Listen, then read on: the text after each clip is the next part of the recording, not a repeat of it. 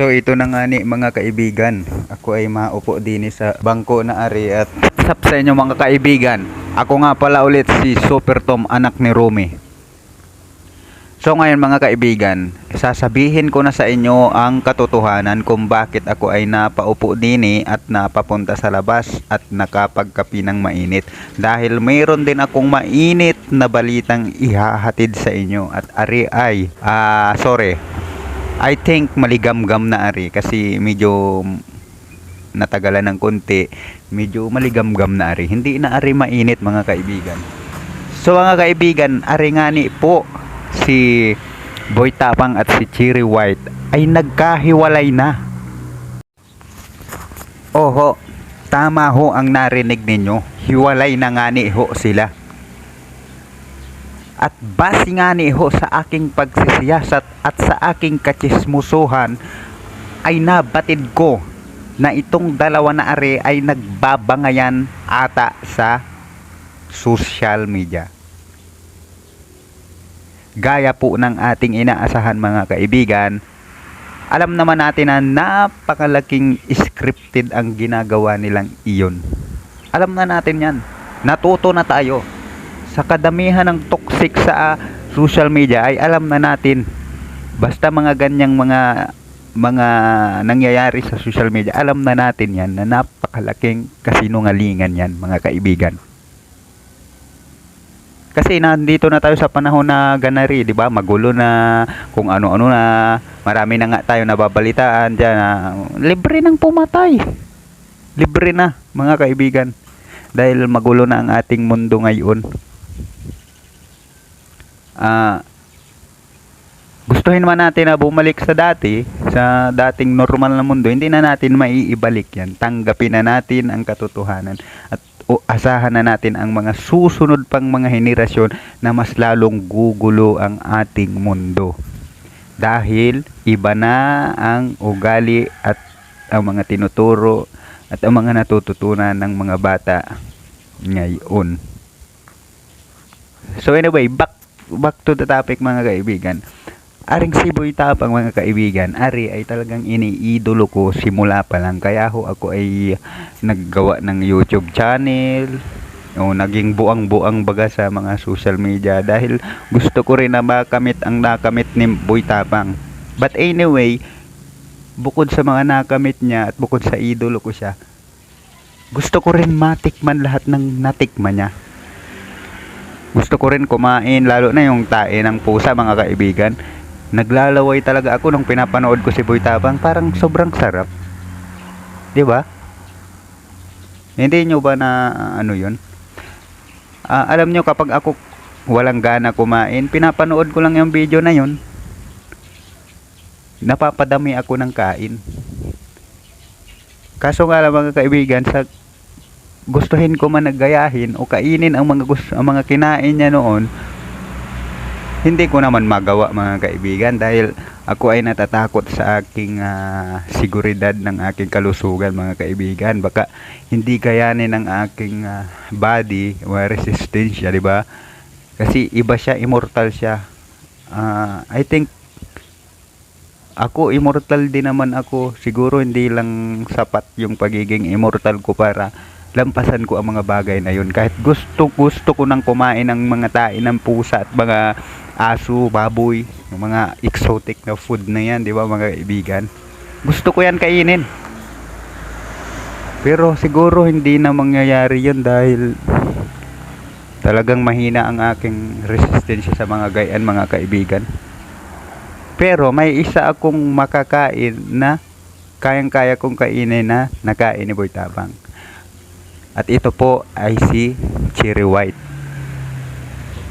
Pinagpapatuloy ko nga ni mga kaibigan na ring aking mga ginagawa sa social media kahit ako yung mukhang tanga-tanga na din dahil gusto ko rin makatikim ng isang Cherry White balang araw.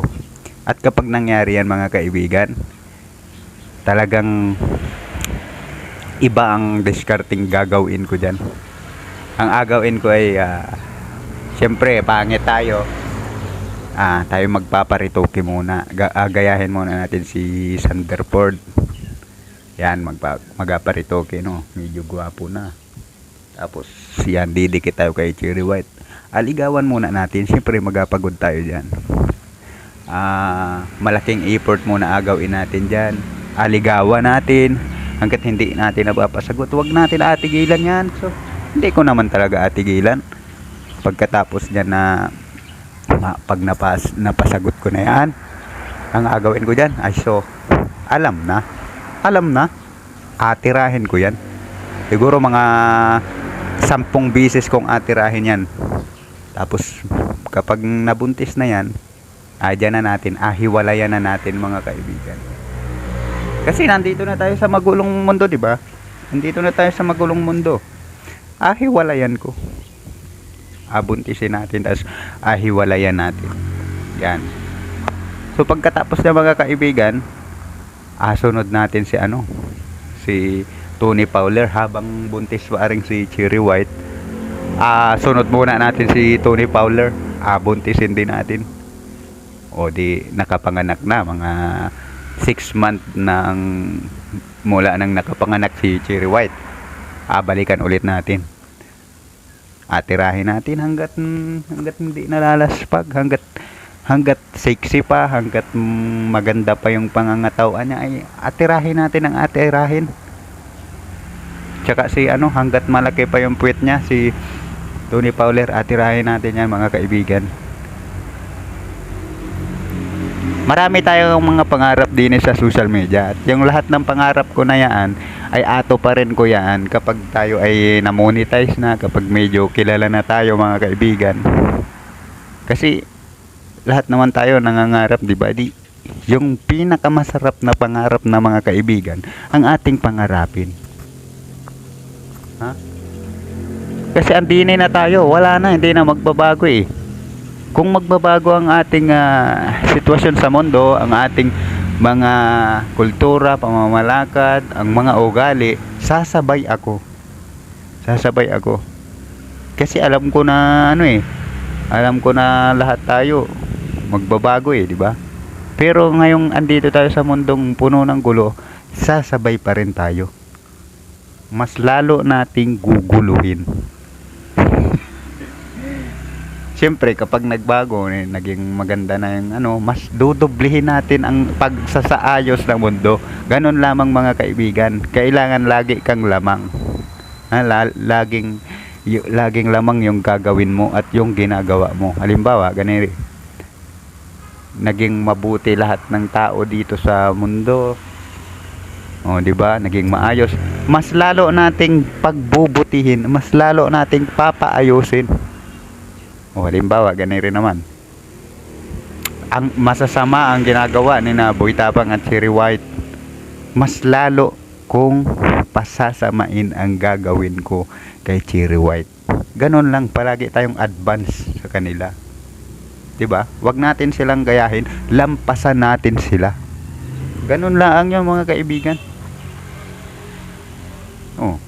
Kung magbabago ang mundo, magbabago din tayo.